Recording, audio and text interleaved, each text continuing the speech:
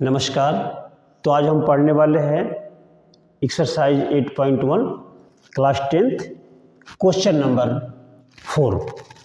तो यहाँ दिया हुआ है गिवन 15 cot a बराबर 8 तो फाइंड साइन ए सेक ए। ठीक है, तो चलिए देखते हैं। तो यहाँ पर दिया हुआ है तो कॉट का मान क्या हो जाएगा, कॉट ए इक्वल टू 8/15। इसको हम 10 भी कर सकते हैं। 10 बराबर हो जाएगा 15/8। ठीक है जी। अब यहाँ देखिए,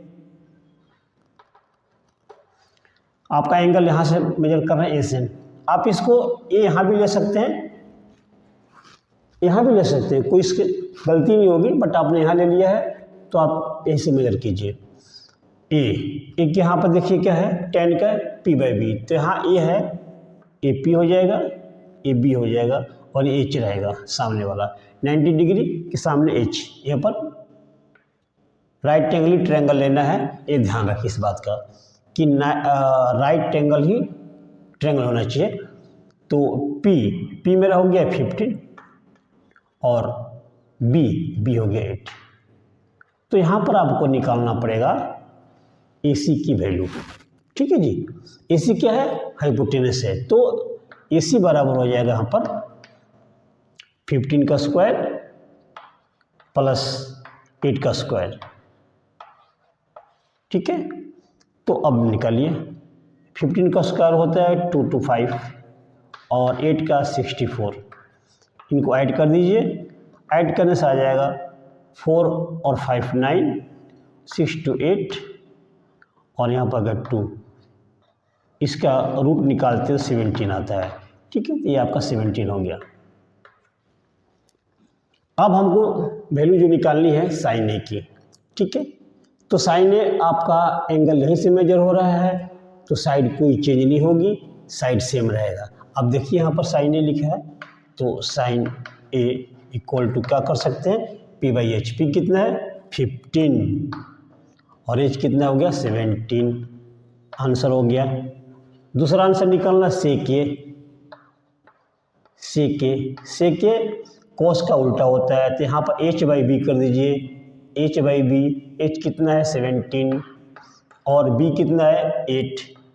आंसर बहुत आसान है। इस तरह से आप कितना इसके माध्यम से करना है, कहीं कुछ हमको याद करने की जरूरत नहीं पड़ा है, सिर्फ याद रखना है। इसे आप साइड में कहीं इसको लिख दीजिएगा, इसके बाद आप बनाते रहिए। चलिए ठीक है, अगला क्वेश्चन देखते हैं। अगला क्वेश्चन है मेरा 5। देखिए अगला क्वेश्चन 5 है, तो इसके अंतर्गत जो लिखा हुआ है सेक थीटा इक्वल टू 13/12। तो इसको हम कॉस भी कर सकते हैं। कॉस थीटा इक्वल टू हो जाएगा, अपोजिट कर दीजिए 12/13। अब यहाँ देखिए, आप थीटा यहाँ भी ले सकते हैं, यहाँ भी ले सकते हैं, क्योंकि यहाँ 90 डिग्री रहेगा तो ये हाइपोटेनस रहेगा। थीटा यहाँ भी ले सकते हैं आप, कोई इसमें कन्फ्यूजन नहीं है। आप थीटा यहाँ भी रख सकते हैं, थीटा यहाँ भी रख सकते हैं, इसमें घबराने की कोई बात नहीं है। हाँ, बट जहाँ पर थीटा रखा है आपको मेजर वहीं से करना है। अब हमको यहीं से मेजर करना है। ठीक है, तो कॉस थीटा क्या होता है b/h। अगर थीटा हमने यह रखा है तो मेरा p यहाँ पर हो जाएगा और b यहाँ होगा। इसका मतलब यहाँ देखिए 12 क्या हो जाएगा मेरा b, 12 यहाँ हो गया और 13 कहाँ जाएगा h पे, यहाँ पर हो गया 13। तो हमको ab का मान निकालना होगा। ठीक है जी, तो पहले ab का मान निकाल लेते हैं पाइथागोरस थ्योरम से, फिर आगे बात करते हैं। तो ab मेरा कितना हो जाएगा, ab जो हो जाएगा मेरा रूट में 13 का स्क्वायर माइनस 12 का स्क्वायर। ठीक है जी, तो इसको हम फार्मूला लगाते हैं 13 + 12 और 13 - 12 रूट लगा दीजिए। इसके बाद यहाँ पर 25 × 1 यानी 5, इसकी वैल्यू 5 होगी। अब उन्होंने बोला है कि इसके बाद find other trigonometric ratio, other का निकालना है जी। यहाँ पर आपको सेक मिल गया, कॉस मिल गया, दो तो मिल गया, सेक मिल गया, कॉस मिल गया, बाकी साइन का निकाल लेते हैं। साइन का कितना हो जाएगा, साइन थीटा बराबर देख लीजिए यहाँ पर लिखा हुआ पी बाई एच।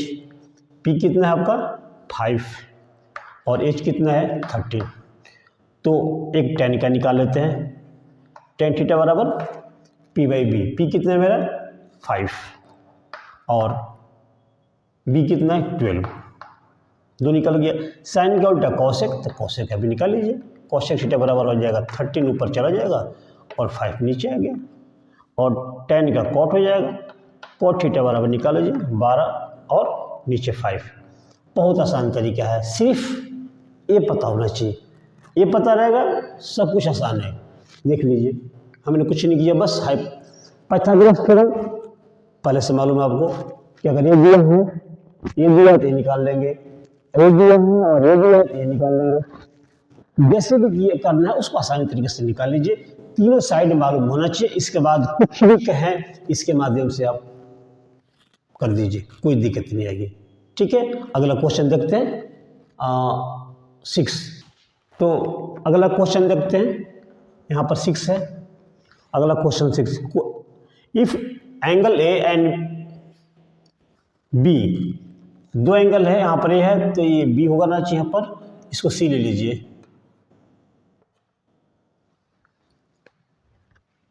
ठीक है, ए और बी एक्यूट एंगल है, ए और बी एक्यूट एंगल है, तो सी होगा राइट एंगल। इस तरह से हम एक्यूट एंगल तो सी और सच डेट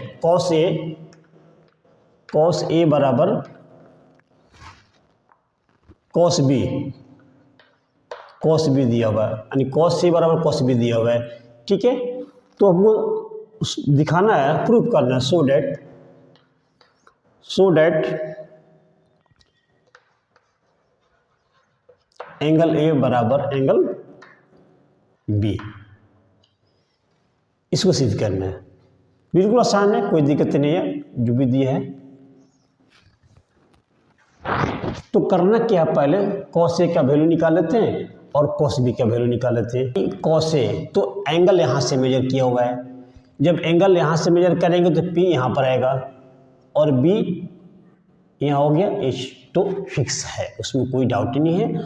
अब यहाँ पर देखते हैं कि कॉस ए, कॉस थीटा में क्या है B by H, P by H, B कितना है ए सी, यहाँ ए सी हो गया, और एच क्या है ए बी, यहाँ ए बी लिखिए। ठीक है जी, और कॉस बी, अब जब कॉस बी की बात आ रही है तो इसका मतलब आपका एंगल यहाँ से मेजर हो रहा है।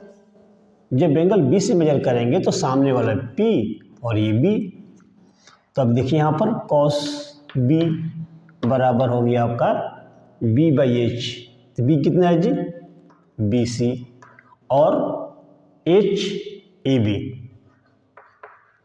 अब यहाँ पर जो वैल्यू दिया हुआ है इसको हम कंपेयर करेंगे, यानी कॉस ए की वैल्यू हो जाएगा A C upon A B, और कॉस बी की हो जाएगी B C upon A B. अब यहाँ देखिए ए बी कट गया तो क्या बच गया ए सी इक्वल टू बी सी, दो साइड इक्वल हो गया है, ए सी और बराबर बी सी। अगर ये दो साइड इक्वल होता है तो इसके सामने वाला जो एंगल होता है सो एंगल ए बराबर एंगल बी। सामने वाला जो दो साइड इक्वल होता है तो सामने वाला एंगल इक्वल होता है, इसको हम लिख देंगे angle two equal opposite side are equal.